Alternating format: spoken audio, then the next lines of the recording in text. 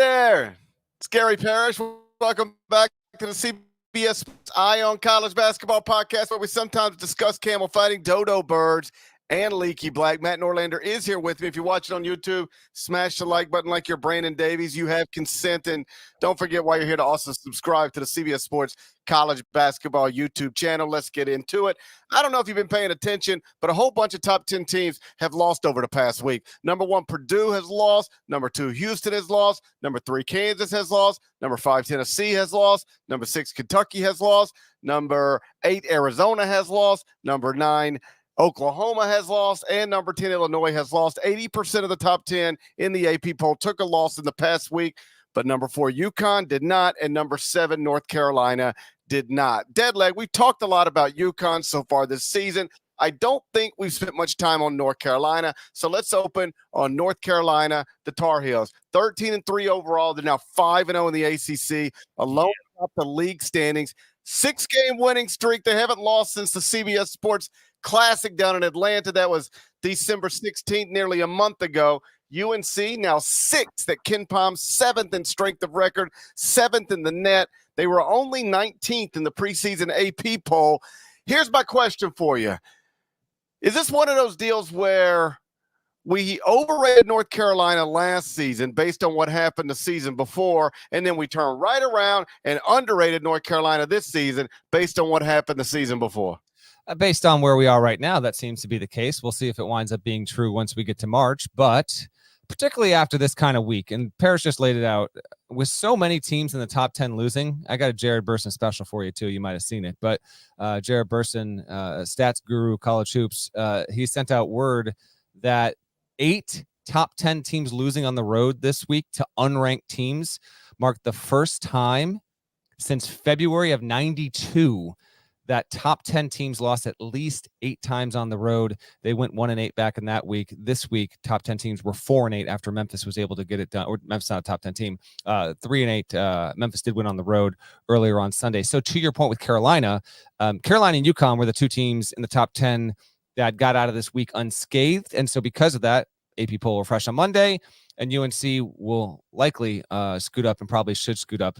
It's certainly been playing as better than the 19th best team and is looking damn good. It's this win streak that it's on. You said it hasn't lost since the CBS Sports Classic. Is that right, JP? That's right. Lost to Kentucky at the CBS Sports Classic. Has not lost since. 6 wins in a row. So it's 5-0 in the ACC. It's in the driver's seat in the ACC right now. In that 6-game stretch, 60.3 points per game allowed for the Tar Heels. They are getting it done with defense more than anything else and committing fewer than 10 turnovers per game over that stretch. So holding teams to relatively low number there, of course, and then not giving away has been huge in that. They dropping 103 on Syracuse. You know, sometimes these teams get these wins and they can get it in kind of like laugh or blowout fashion. You look up and it's like, oh, okay, whatever. It's an 85-62 kind of win. I mean, you get 103 on, and Syracuse isn't going to go to the tournament. I get all that, but this was Syracuse's largest loss in a conference game since 2006. Shockingly enough, they dropped a game back in 2006. Syracuse did to DePaul by 39. That's when DePaul really meant something. We missed those days. 2006 DePaul was no joke. So that was the last time Syracuse lost a game by a margin close to what it did against UNC on Saturday.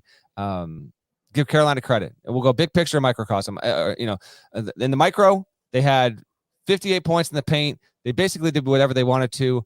RJ Davis returned to life. He had 22 points. That was a game high. He had 4 3-pointers. Armando Bacot had a double-double. And they are winning the games they should win, and sometimes they're winning them beyond measures we would even expect there. They are moving toward like that top 5 status. I hesitate just a little bit because, as I said on HQ Saturday, you know, UNC and UConn, they didn't get caught up this week, but almost everyone certainly will. UConn's already had obviously some bumps. It took the road loss against Seton Hall and all that stuff. So I still think that's probably likely to come for Carolina. But as the title here for this YouTube video suggests, Final Four is now on the table for UNC. It is now in that discussion for Carolina fans. They might have felt like they were there a week or two ago, but got to see how you can build it out in league play. I have them there. I mean, there's a lot of Final Four candidates, but this is a nice turnaround for a team that had some more inconsistencies earlier in the season. remember trying to get some explanations out of Hubert Davis, and he didn't have any for me when UNC got overwhelmed against UConn at the Garden. But since then, he and that staff have figured some stuff out. Good on the Tar Heels. They look like the best team in the ACC right now.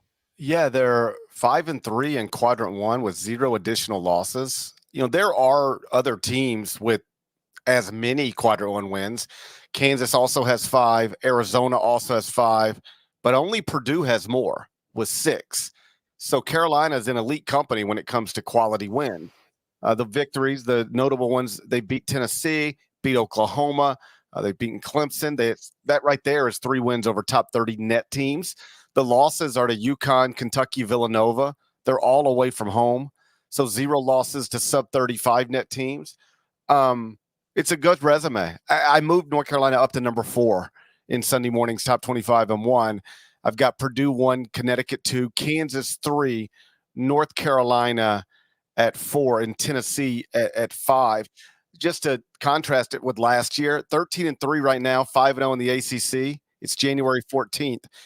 A year ago on this day, January 14, 2023, they were 11-6 overall, 4-3 in the ACC, and on their way to missing the NCAA tournament after being ranked preseason number 1.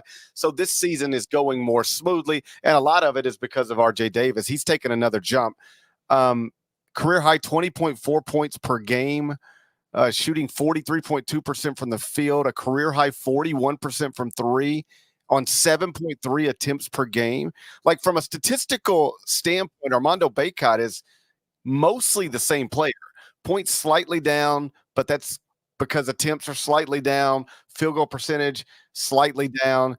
The 10.8 rebounds per game for him, it's slightly up from last season, but still down from 2 seasons ago. He's much better from the free throw line than he's ever been. He's nearly at 80%. But the real statistical, the guy who took a leap on that roster is RJ Davis. He's been their best player this season, and one of the best players in the country. Let me ask you this. Do you buy this? And I don't mean this as a shot at anybody, because it could be a shot at one person and then a compliment right back at the same person.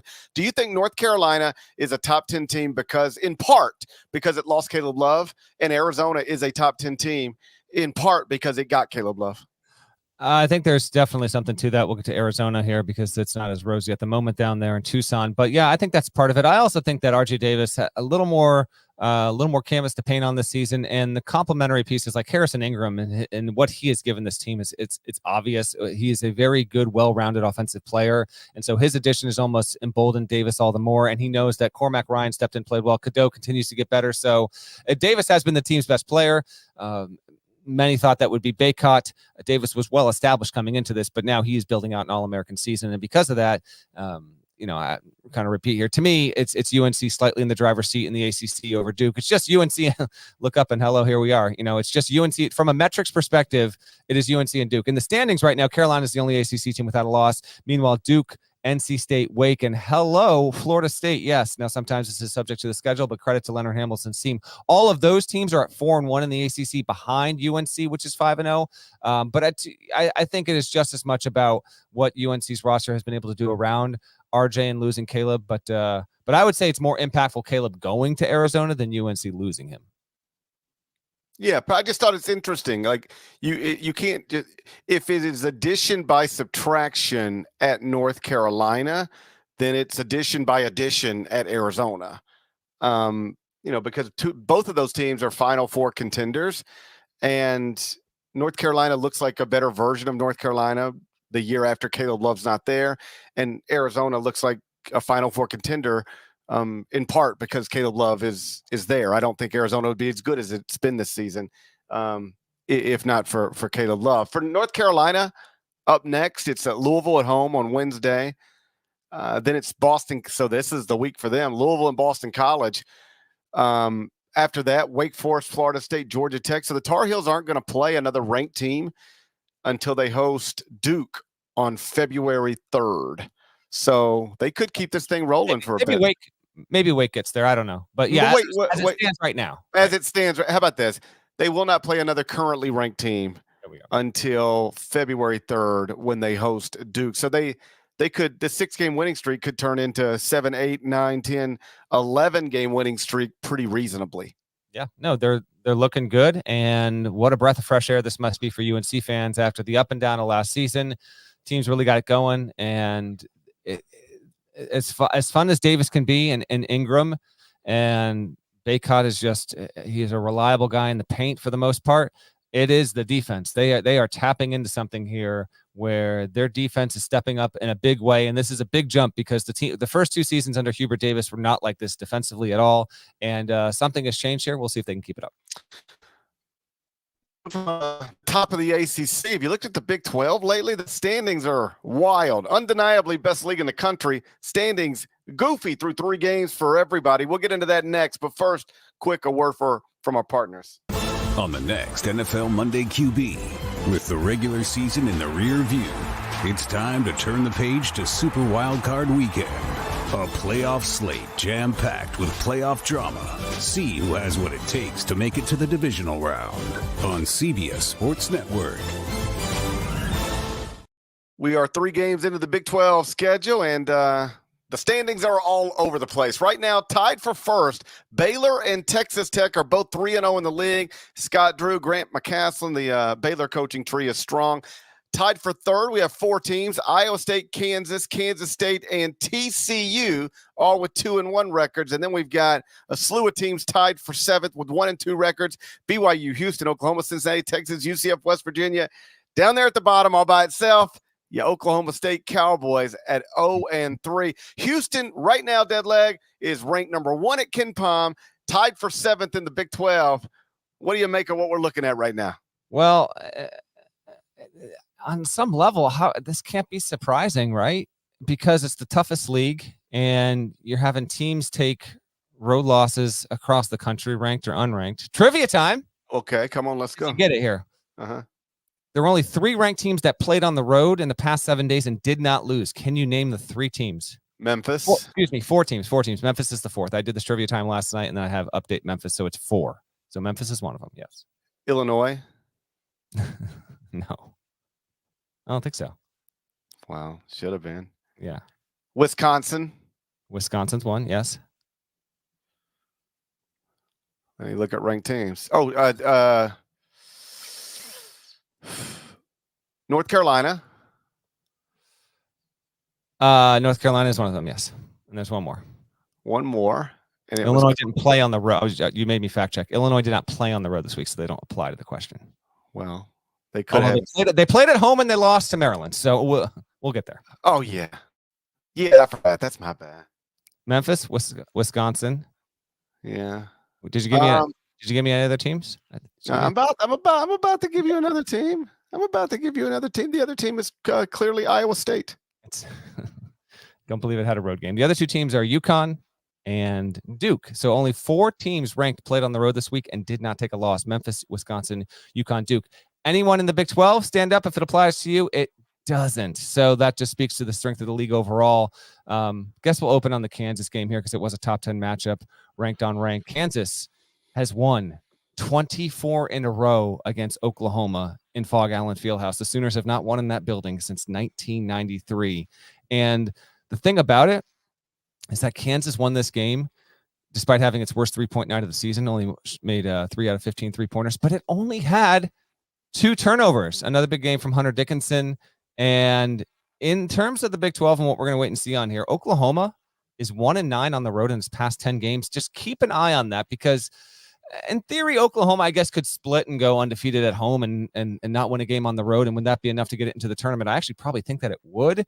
But Sooners might need to steal a couple here on the road in the best league in the country. And they don't have a good recent track record. So we'll see if they can turn that around. Elsewhere, and then I'll throw it back to you. Houston losing another game. Not a surprise. You and I both picked TCU. You and I both went 4-1 in the final 4-1.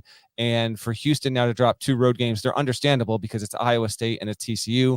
Both teams tracking toward NCAA tournament inclusion there. TCU now at 13-3 overall. Houston had won 12 straight road games.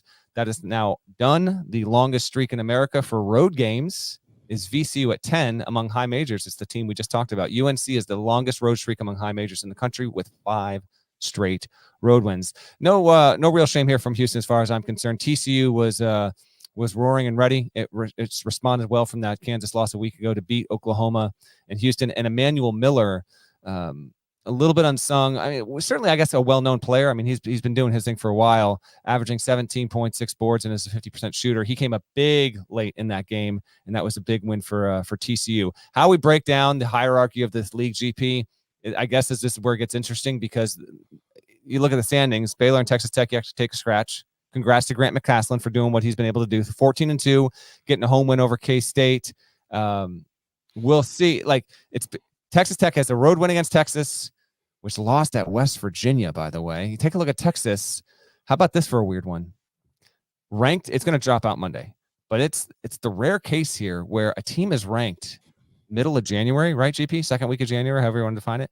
And then halfway through a season, it doesn't really have a tournament resume. I don't know if Texas would be in the field if we started today, if we really dig into it. If it did, maybe Dayton territory there. But Texas Tech has the win at Texas, win over Oklahoma State, win against Kansas State. My point is, it's a good start. No guarantee any of those teams make the tournament. We'll see. Doesn't matter. Your new coach, first year, 14-2. The Big 12 is what do you want? It's an absolute beast here. And I thought it was an intriguing weekend in terms of results there, because some stuff reinforced what we believed. And then there's a couple of surprise teams. And I think Tech would qualify there. And then the Texas loss at West Virginia is kind of the eye opener. Like, what do we have there in Austin right now? And are they going to be able to get things going? Because right now, I think there's, even with that relatively healthy record, if you really dig in, GP, there's not a lot of meat on that bone. Yeah, I would expect Texas to drop out of the top 25 of the AP poll. I would expect TCU to move in. TCU got 2 top 10 wins this week. I moved them into 25th of the top 25 and won. The Horned Frogs should be ranked on Monday. I'm not worried about Houston. I dropped them, obviously, but not too far. I think they're 6th now in the top 25 and one spot ahead of Memphis. That's just like, you're not going to have many weeks in your Big 12 schedule where you've got to go play 2 road games against likely NCAA tournament teams.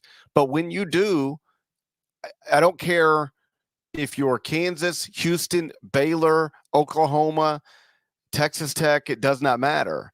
Any of those teams, if you give them 2 road games against NCAA tournament teams in the same week, they might go 0-2.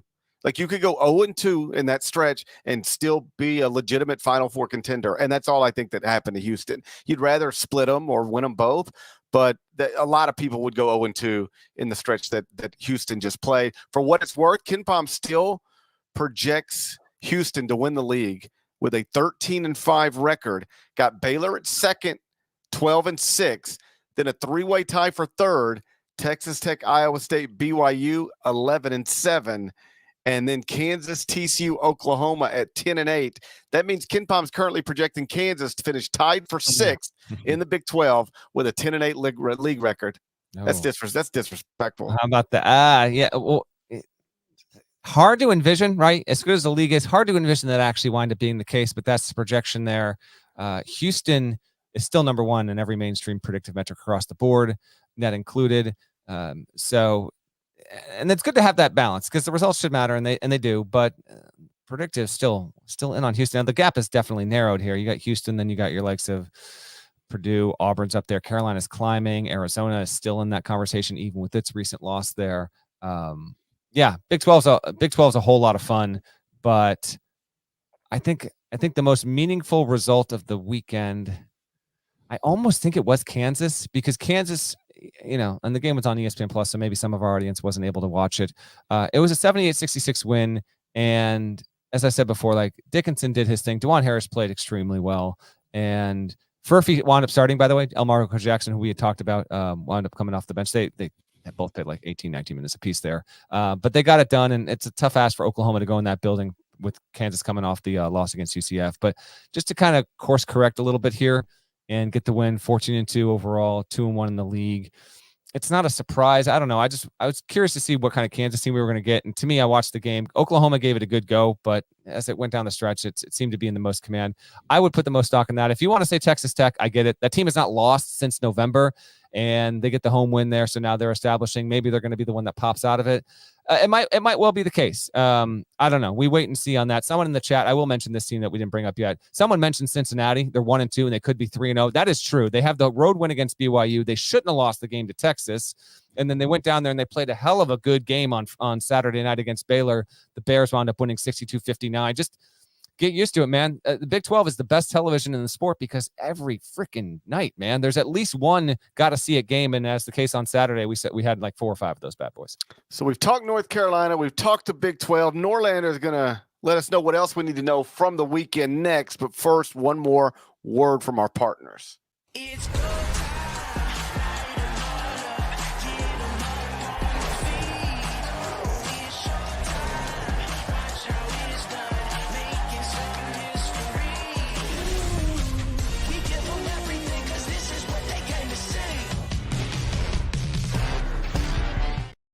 all right, Deadleg. What else happened this weekend that mattered? All right, let's bump up this whole itinerary here because we're going to lead on Maryland at the top. It won 76-67 against Illinois right before we came on the air here, and that's a notable win for Maryland because it is a resume adjuster. Now, the Terps did not have an NCAA tournament resume coming in. This is a quad 1 win. Jameer Young had 28 points, 8 assists. Julian Reese had 20 and 11 being the boards there. Maryland gets level in the Big Ten. They're 3-3.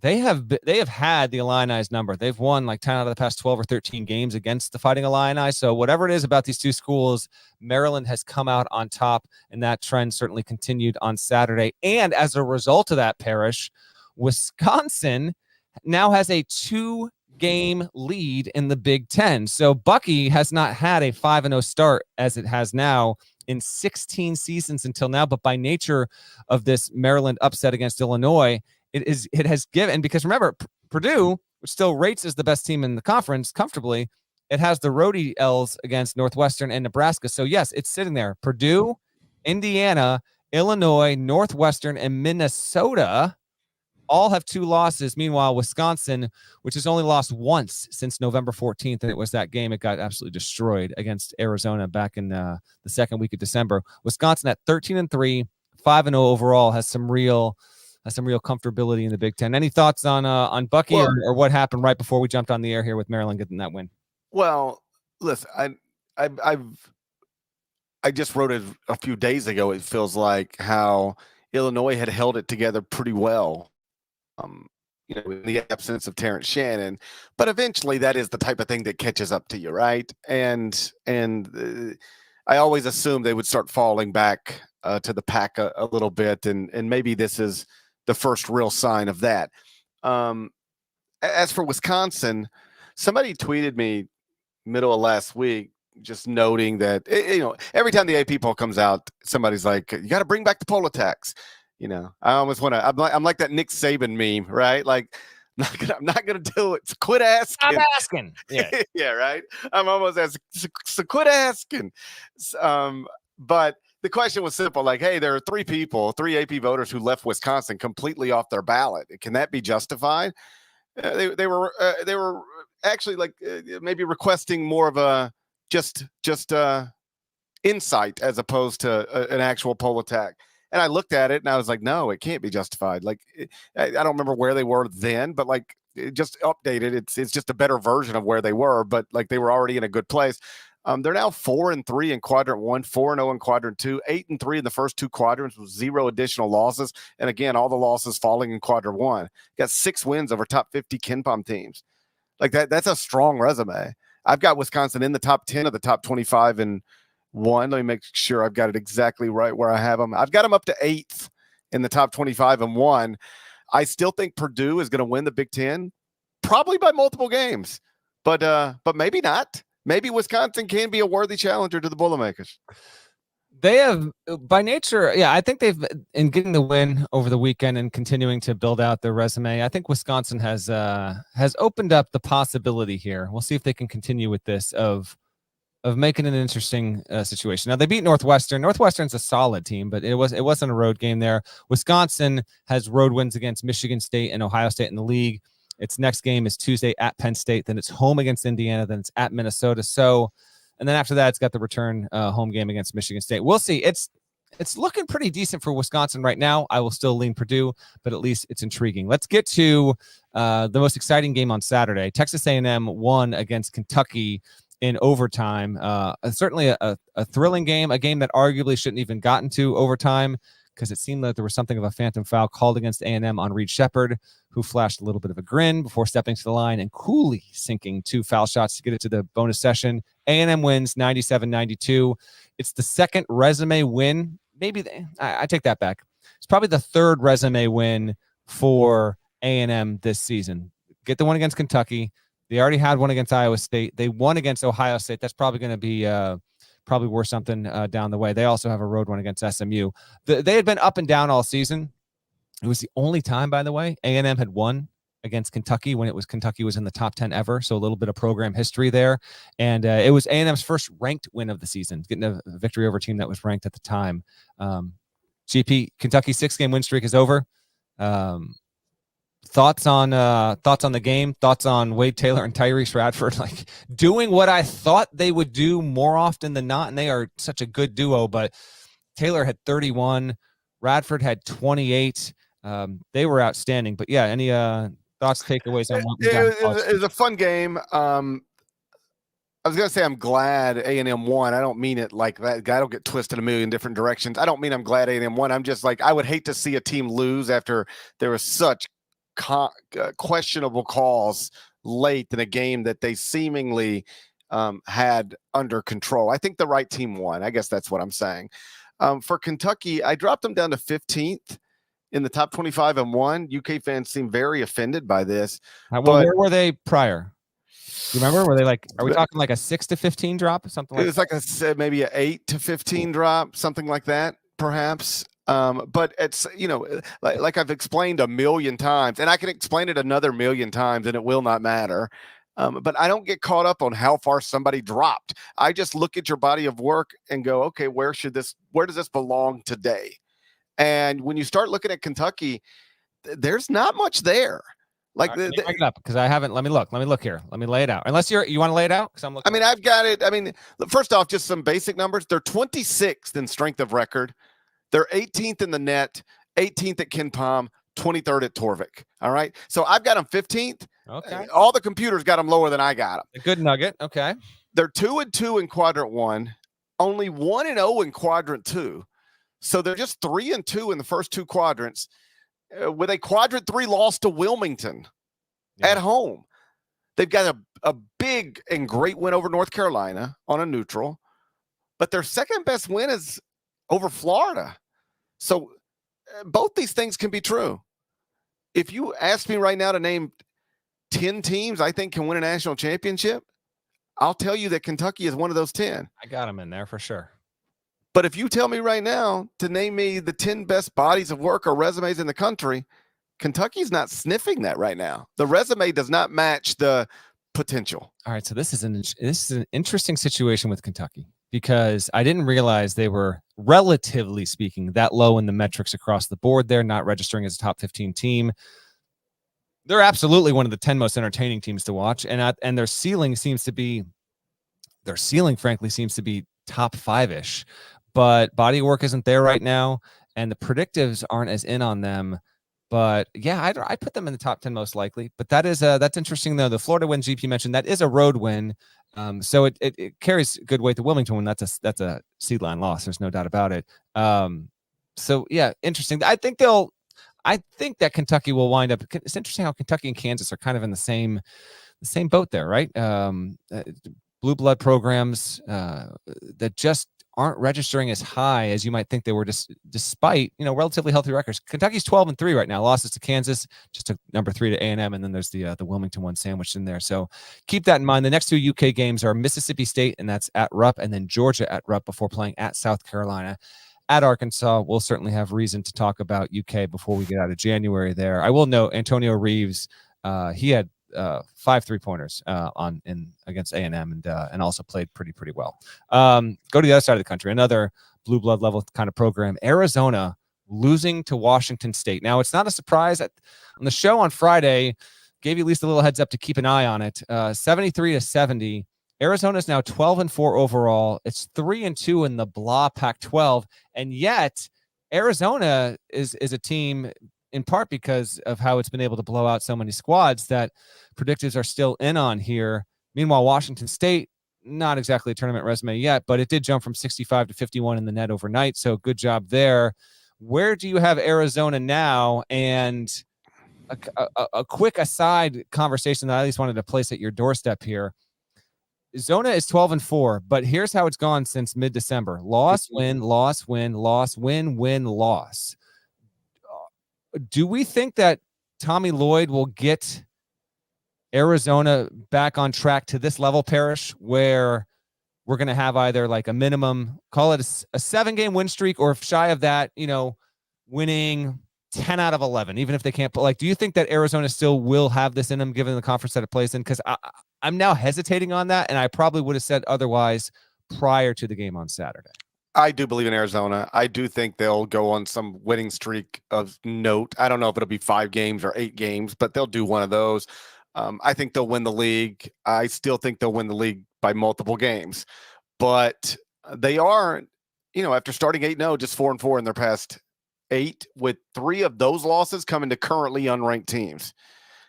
They are 5-3 in quadrant 1, though. They got big wins: Duke, Wisconsin, Utah, Alabama, Michigan State. Again, only Purdue has more quadrant 1 wins than Arizona. But the losses are starting to stack up. I've got them 10th, to answer your initial question. The wins are still strong. I've got them still in the top 10 of the top 25 and 1, but they're the only Pac-12 team I have in right now. Utah just on the outside looking in, and I considered Oregon based on a 5 start in the Pac-12, but the Ducks are just 3-2 in the first 2 quadrants, and then they got a quadrant 3 loss to Santa Clara. They've got a winning streak right now, but still 0 wins over top 50 net teams. So not enough there yet for me to get Oregon in. I would actually have Utah ahead of Oregon right now in my rankings, but both Oregon and Utah out of the top 25 and 1. Got Arizona still in the top 10, though. Yeah, I think Utah is better than Oregon, but we'll note, GP just said Oregon undefeated in the Pac-12, 5-0, the only undefeated team in that league. Oregon and Arizona are scheduled to clash in Eugene at the end of the month. Keep an eye on that. Let's stick out west here. Let's talk Mountain West one more time here, because a couple of really a 3-pack of results here over the weekend that I think is notable. Boise State wins at Nevada on Friday, so 64-56 win. That was significant. It helped to the point where now the top 6 teams in the league have played exactly 100 games as of this podcast and have won 84 of them. 84-16 combined record for the 6 best teams in the Mountain West. Hashtag 6bid Mountain West. It's becoming a thing, Parrish. Better than 35% chance per Torvik as of Sunday to be a 6-bid league. 5-bid is even better than that, and it is really cruising toward that. On CBS, New Mexico took out San Diego State. Lobos are 14-3. I thought that was another huge development toward a potential 6-bid Mountain West. Jalen House at 26, Jamal Masterman Jr. 19. JT Toppin had himself a game. It was a convincing performance for the Lobos, who got a good push in the first half, and it was great to hear Raph on the call, by the way, in the pit. I wondered aloud if he had been there, and then coincidentally enough, later in the broadcast, he said, yeah, indeed, he had been on hand, on site, which is no surprise after the fact, but for the 83 Final Four, where NC State obviously famously won that title that year. Raph's been everywhere. I know. Well, I actually would wonder, when it comes to him, I would have assumed. Yeah, I would have assumed it's the pit, and there was some sort of NCAA tournament thing there. Right. I would have, because we've taken. I do think at this point in my career, the one place I've never been that I wish I could get to is the pit. I think I've been everywhere else. No, that's not true. Hilton Coliseum, I've never been. I'd like to see Hilton Coliseum. I'd like to see the pit.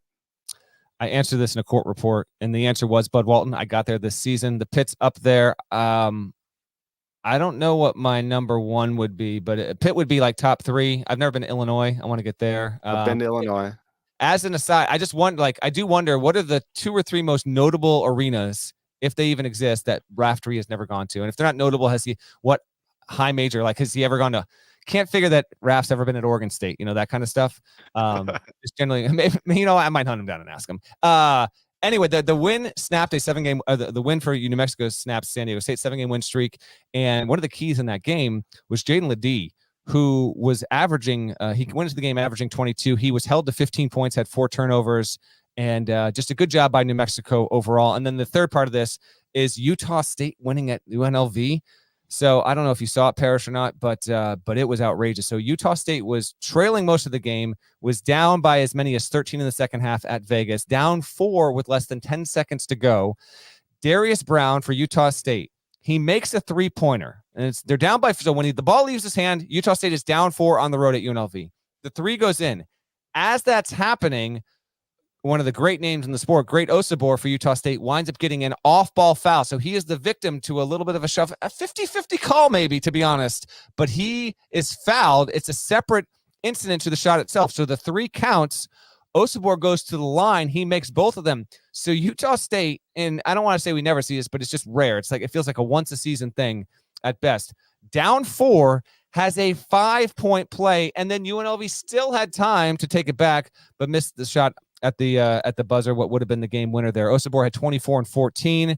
His free throws gave Utah State its only lead of the game. Ian Martinez also had 24 for Utah State, and he had 6 3-pointers on 8 shots.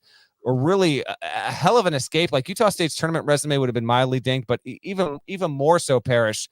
Mountain West, we've talked about them recently. Why not? Hell, why not again? They'll be on the league. Will be featured yet again this upcoming weekend on CBS. Are you with me? 6 bids is a possible thing. After you said in the preseason, I think I gave you over under 4.5 at larges outside the Big 6, and you heartily and enthusiastically took the under. The Mountain West itself might hit the over, my friend. Yeah, I think I might have been misguided. I think it's possible I was misguided. I was wrong. Feels like I might have been misguided a little bit. Hey, if we were starting the tournament today, I'd have 6 in if it was today. Yeah. I'd have 6 in. Yeah, which is wild, but if you look at the resumes, it's justified at this point. Absolutely. I mean, I've got 3 of them in the top 25 and 1.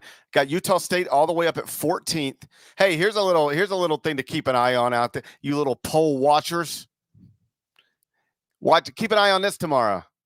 Utah State. Tell me who's got a better resume right now. Okay, Team A or Team B? All right, let's blind. Hold on a second. Oh, it's a blind January resume. 14th, and Yeah. I'm already calling out media members for saying you don't want to see this team in a tournament that does not start for 2 more months. Okay. All right, can we dial down you don't want to see them in the tournament, and now you're going blind resume? You know what the funniest thing about you don't want to see them in the tournament is that about half the time somebody says it, I go, I wouldn't mind seeing that team in the tournament. About half the time somebody says it, I don't even agree with the premise. It's like a team fighting for its life to get into Dayton. You do not want to see these guys in the tournament. No, I know. I would love to see these guys. Please let me play them. They stink. Please. I don't even agree with the premise half the time. It's blind resume time. Team A. Okay, Team A. Yeah. Is 2-1 in quadrant 1, 4-0 in quadrant 2. So 6-1 in the first 2 quadrants. No additional losses. 6-1 in the first 2 quadrants. No losses outside of quadrant 1. Team 2 is 2-2 in quadrant 1, 1-0 in quadrant 2. So 3-2 in the first 2 quadrants with a quadrant 3 loss as well. So I got 6-1 in the first 2 quadrants, no additional losses, or 3-2 in the first 2 quadrants with a quadrant 3 loss. Okay, so obviously Team 1's Utah State, right? Right. Okay, so who are they going up against? I'll say with a quad 3 loss, you said? Yeah, we just talked about him. Oh, well then, it's Kentucky. It is Kentucky. Okay, I was scanning here for 2 lost teams. Okay. There is no. I could put that blind resume, and we could frame it a million different ways. Yeah. And the only thing you would be able to say is, well, I think Team B's got a bigger win. It looks like the Team A, but in terms of entire bodies of work, it's not even close. Team A over Team B. Everybody would agree. Team A is Utah State. Team B is Kentucky. See which one is rated higher in Monday's AP poll. Kentucky will be higher than Utah State, and it'll be wrong. I've got Utah State 14th in the top 25 and 1. I've got Kentucky 15th. Okay, look at that. And Utah State. Go Aggies. Go Aggies. Utah State, by the way, tied for the nation's longest active winning streak. Trivia time. What's the other school? You might have seen, maybe you've seen it, maybe not. There's another school, not a high major, tied for Utah State, 15 straight wins. UMass Lowell. Not UMass Lowell. Let me see if UMass Lowell is even on a one. Let's see if it's even on a skid right now. UMass Lowell sitting there at 12-4. The Mississippi Riverhawks. Mississippi Riverhawks. 5-game win streak for the Mississippi Riverhawks there, coming off a win Saturday, 86-82 at home over UMBC. The answer is, of course, Bucky McMillan's Sanford Bulldogs, who won 134-96. They have won 15 in a row. And I got one more Burson drop for you. So per Jared Burson, Sanford's 134 points are the most by a Division I team in a regulation conference game since Troy beat Chicago State. Who the hell knew Troy and Chicago State were in the same conference? 140-131 in the Mid-Continent Conference. You grew up on the Mid-Continent Conference, didn't you? It's now the Summit League. No. Back in Jared January, Burson, for people who don't know, he invented ESPN Stats and Info. He and one, Tesla. he did not, and two, he no longer works there, but he still has access to this entire database. We appreciate it. Jared, back in January of 95 was the last time an intra-conference game that didn't go to OT saw a team hit at least 134. Sanford beat VMI 134-96 to win its 15th in a row. Congrats to Sanford. Couple more whip arounds here before we get out of here. At least want to note that Georgia was angling for its first 11-game winning streak since 1947-48. Holy crap, dude. But it didn't happen. They had won 10 in a row. They were down early to Tennessee. Then they took the lead after trailing, I think, by 14 in the first half. And then Georgia went ice cold. It missed 12 of its final 13 shots. Tennessee hit 7 of its final 9 shots. Tennessee ended the game on a 15-1 run. Tennessee got a road win against Georgia. Dalton Connect has now come back to life. He had hit a little bit of a slump there, but now he has 64 points in his past 2 games. He had 36 against Georgia. That's a big-time win for Tennessee on the road against a Georgia team that might well go to the NIT. This is the kind of game where, like, you had it, you get this win, maybe you can start building up a tournament resume because there's some empty calories on a Georgia non-con, but didn't happen. Good win by the Vols. It was up 6:09 to play. It was 75-64 Georgia, and then UT closes on a 21-4 run. Went from down 11 to 6-point winners. Connect gets 36 points on 20 shots. Oh, but people been on me for Tennessee too high. You've got Tennessee too high. So, about middle of the way, second half on Saturday, just sitting around watching basketball, doing expense reports, trying to, hang out with my kids. My phone just popping wild. Oh, look, Parrish, you watching the Vols? I guess after they lose, you'll move them up to number 2. That kind of stuff. I didn't say a word. And then the game went final, and I was like, well, surely these people will at least delete it, Nothing. Never hear from them again. They ain't say nothing. Tennessee came roaring back. Nice victory on the road. What do we got upcoming for Monday, Tuesday? Let's get a little viewer's guide in here, GP. What do people need to know about? Well, Monday's a national holiday. It is. Dr. Martin Luther King Day. I'm here in New York for a rare Monday appearance. We got games all day on CBS Sports Network. George Mason at George Washington, LaSalle at St. Joe's, American at Loyola, Maryland, North Carolina A&T at Hampton. Elsewhere around the country, Ohio State at Michigan. Oh, there's 2 big brands that could use a win, huh? We've got a doubleheader on Fox, noon Eastern Fox, Ohio State at Michigan. Ohio State's got an NCAA tournament hopeful future. Michigan does not. And then we've got Villanova at Marquette, 2:30 Eastern on Fox. And both those teams also find themselves in a relatively, as urgent, I guess, as it could be in mid-January here. But Marquette, trying not to have more losses by January 15th than it had through the entire regular season last year. Just realized it'll be one of these rare opportunities where I'll be in studio with J.J. Watt. JJ Watt going to dip in. Well, what will happen, I assume, here, because the Bills. The game got moved to Monday.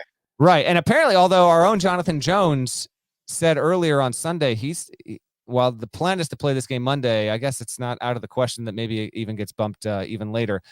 If that does not happen, there's something called the bullpen, which is a viewing room where everyone goes to because there's 2 different studios. So you might be you and JJ Watt on the same bullpen row there. That's quite a vision. I'm gonna tackle JJ Watt tomorrow. That will not be happening. Although I tackle JJ Watt just to see if I can do it. I just want to test myself, Yeah, that's I advise against it, but if you feel like you got I feel like I want to test myself. Yeah, I feel like there have been people that have tried that on JJ before, and I want to start with the best. I want to make sure I'm challenging myself properly.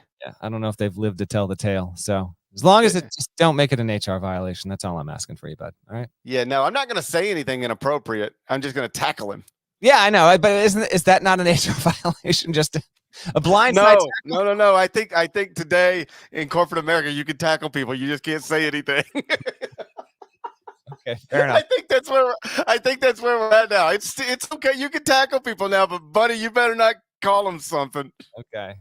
What do we have on Tuesday? Oh man, this is Purdue at Indiana. Listen, that's a 7 Eastern tip, and it's not a tournament team right now, but you win this game at home, things change a little bit. Got it on the home floor. They did it last season. If memory serves correctly, I believe Indiana beat Purdue last season when Zach Edey and co walked into that building. So we'll see if they can go back to that. I think Indiana beat them a million times last season. I mean, the Blue Blood program at home. What more do you need? I assume Indiana, it should be no problem. It's a Blue Blood program. It's a Blue Blood program at home. I'm not going that far. What else? It's a Blue Blood program at home. What's the problem? Okay. I'm not picking against a Blue Blood program at home. Well, I don't think we're picking this game, period. It's a Sunday show.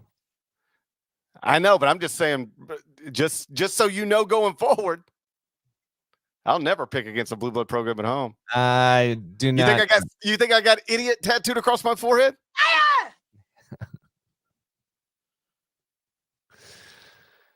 What else we got on Tuesday? Baylor at Kansas State. It's a good one. It's another meeting between Scott Drew and Jerome Tang.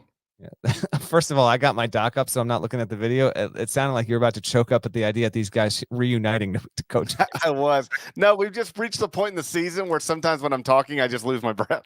Okay. It happens every year. I'll just be talking and then I can't speak anymore. Just run out of air? Yeah, just run out of air. I just run out of air. Breathing, how does it work? It's tough, man. It's tough. Breathing's harder than you think. The older you get. Actually, I think it's the one thing that it's not, because you do it subconsciously without even knowing it. I don't think it's harder than you think. I don't. I have to think about it. I have to constantly think about breathing, or else I'll just stop. St. John's at Seton Hall. All right, let's get on this one. It's 8:30 Eastern on Tuesday. Seton Hall has won 5 straight. It is tied with UConn atop the Big East. Kadarius Richmond's looking good. Providence is slipping.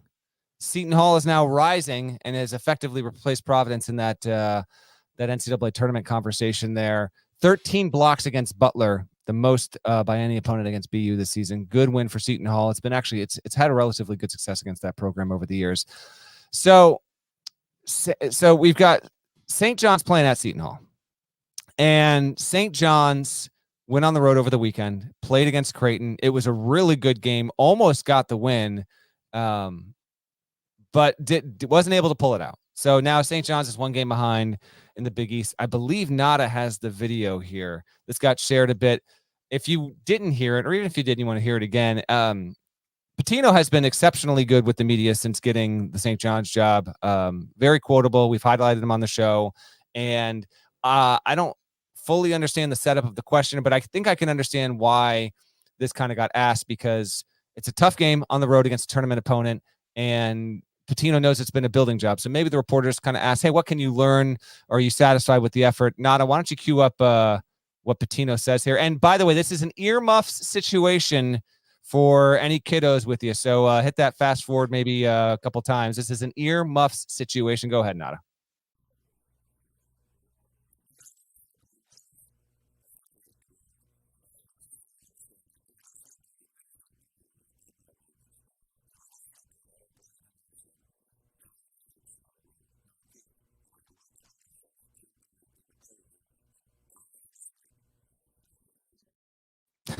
Die of frostbite. First of all, many ways to go. Man, I would not want to go with frostbite. The studio's cold every night, and that makes me uncomfortable. I can't imagine what frostbite would be like. How about that one from Pitino, man? Man, oh man, he's giving us something every single week. Hey, I get him not wanting moral victories, but like broadly speaking, you watch St. John's lose at Creighton, and you walk away from that going, that's a good basketball team. Yeah, absolutely. But I guess that's what makes Pitino, and that like dropping the F-bomb and him hating, and that is absolutely something that's true.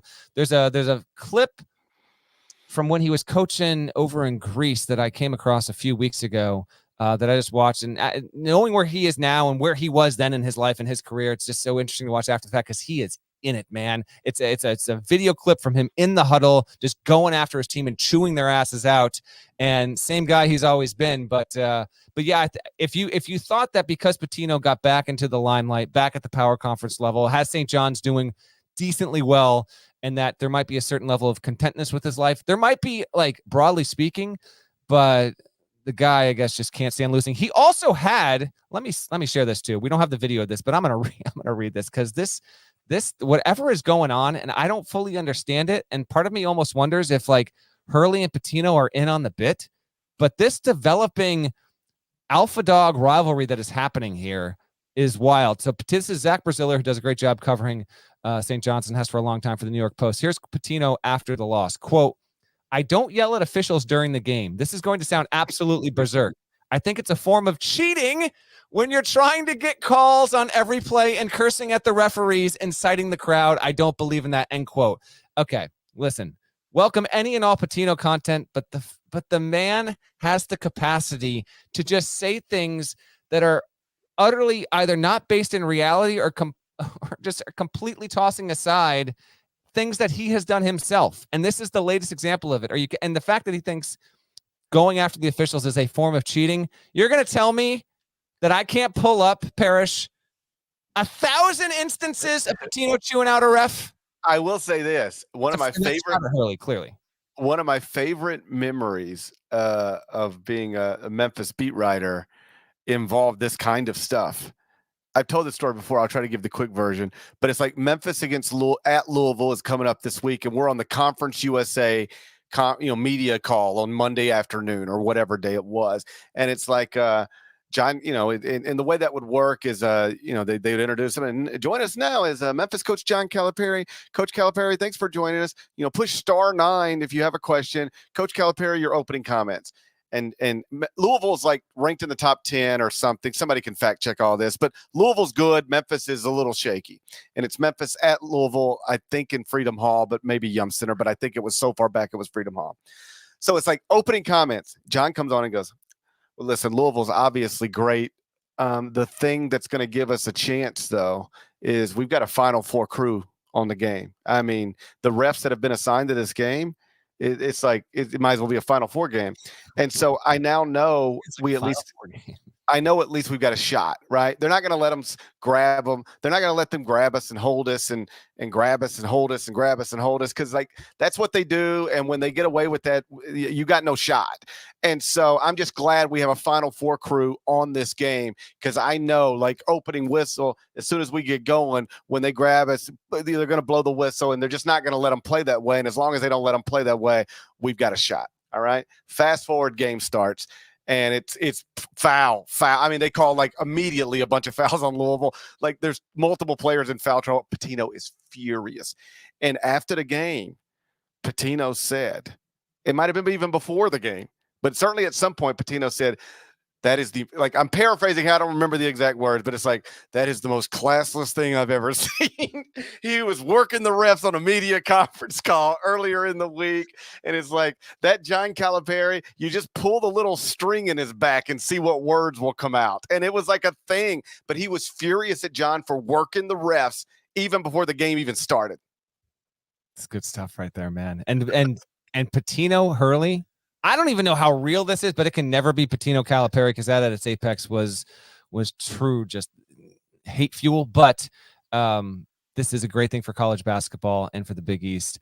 They meet in the Garden. They obviously previously met back. UConn hosted the game a couple days before Christmas. They play again in February. St. John's at Seton Hall is a big game on Tuesday night. Two more to watch. Iowa State plays at. Just one last thing I was going to say on Rick, and then we'll move on, because you made the point about you watched a clip of him in Greece, and he was like in it. And like you're watching him, and he's this weekend at Creighton, and where everybody's going, man, St. John's looks good. He just can't appreciate that because he can't deal with the loss.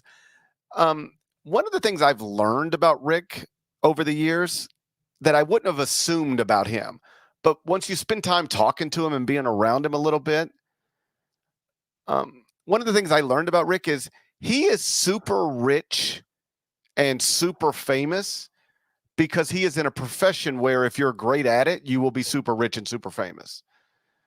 But this would be his profession no matter what. He's a basketball coach. Yes. Like, don't ever forget, he was just coaching at Iona with all the money in the world.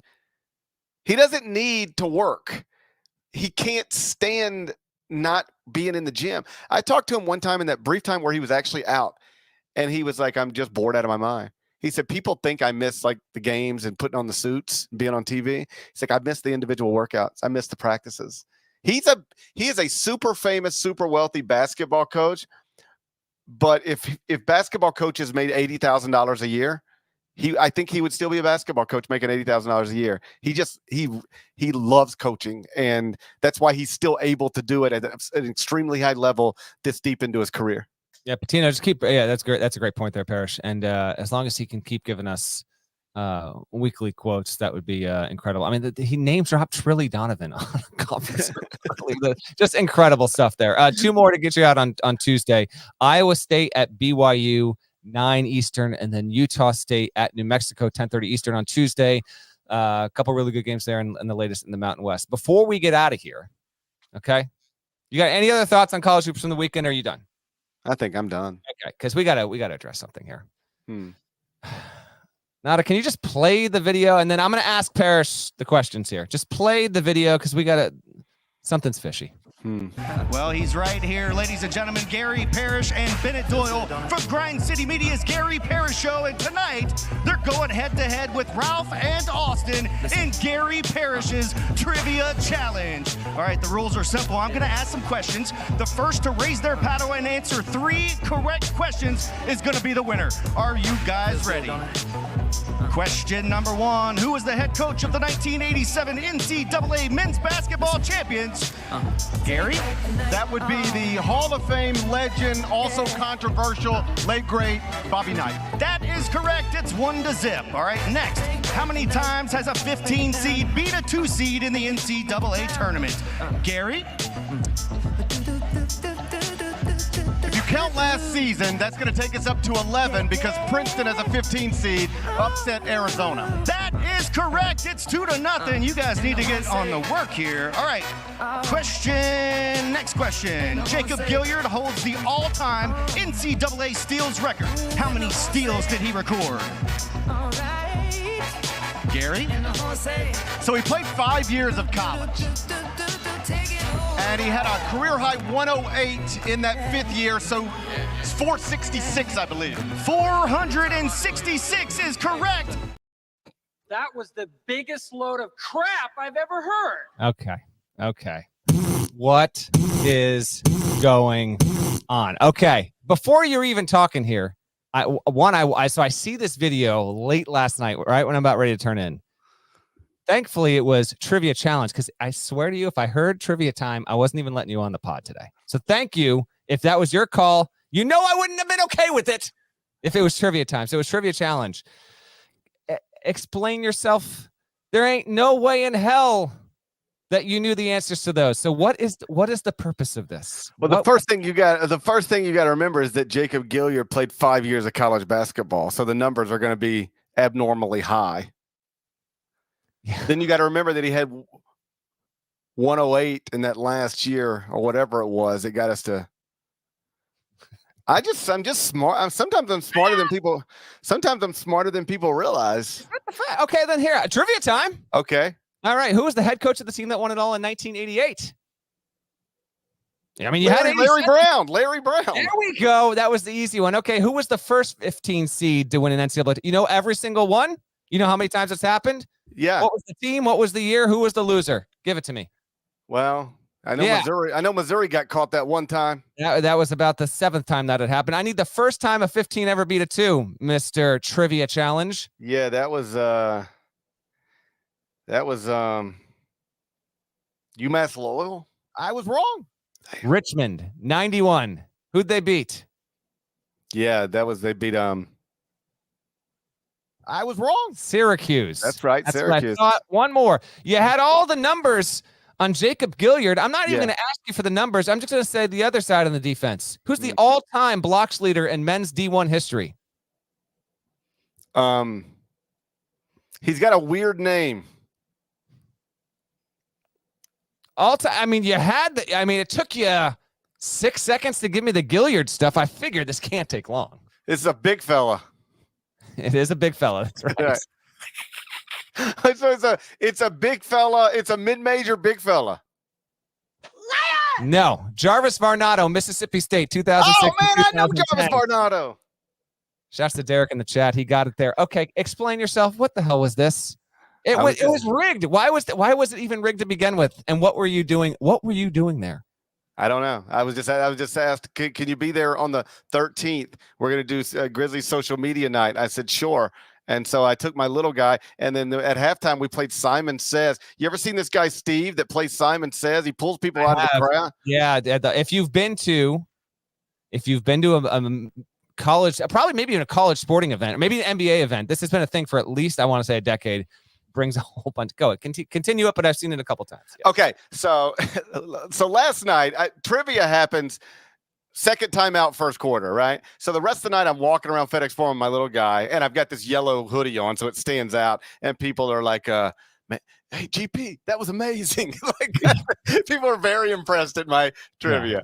Yeah, exactly. Because if you don't know any better, if you don't know anything about me, you might think I really do know all that stuff.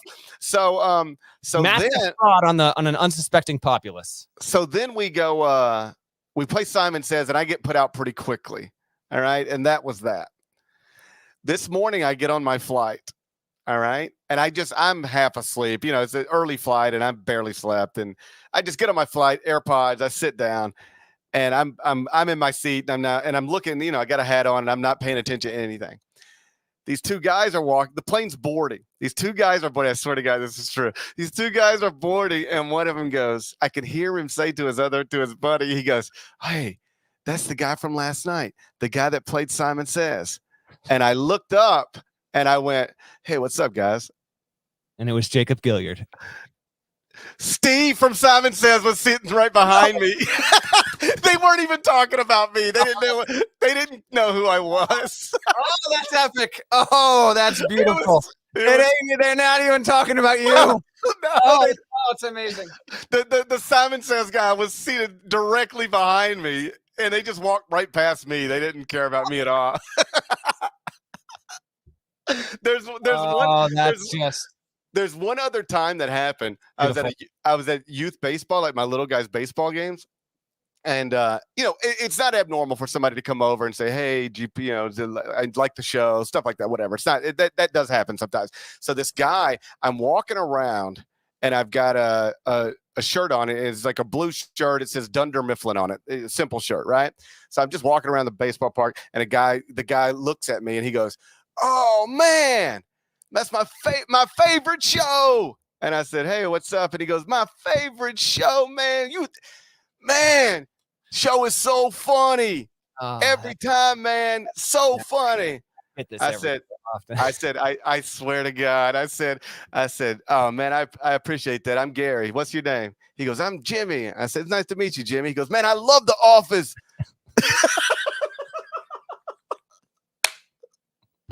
Had no idea who I was. Little humble pie. Every so often ain't the worst thing for the diet. I love that stuff, man. I think that might even be a previously told bit on the podcast, but I know that shirt. You've worn that shirt on this show before. Hey, yeah. I never wear it again. I'm not gonna get confused like that again. No, you absolutely do need to wear it again. We are almost done. Why was the game rigged for you? Oh, I don't know.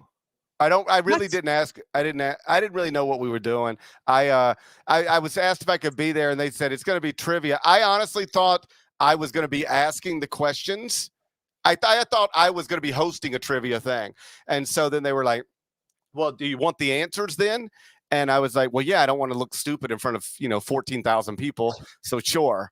And so then they sent me the answers. And then when I got there last night, they were like, "All right, it's you and Bennett against these two other guys." And I was like, "I know all the answers." So then I just played it along. I just played along with it. Oh, terrible. Well, there you have it.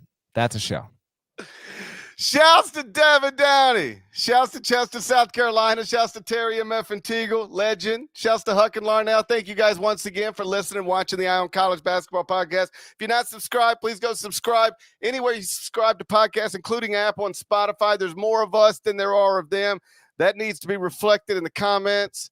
Shouts to Simon Says Steve. We'll talk to you again real soon. Till then, take care.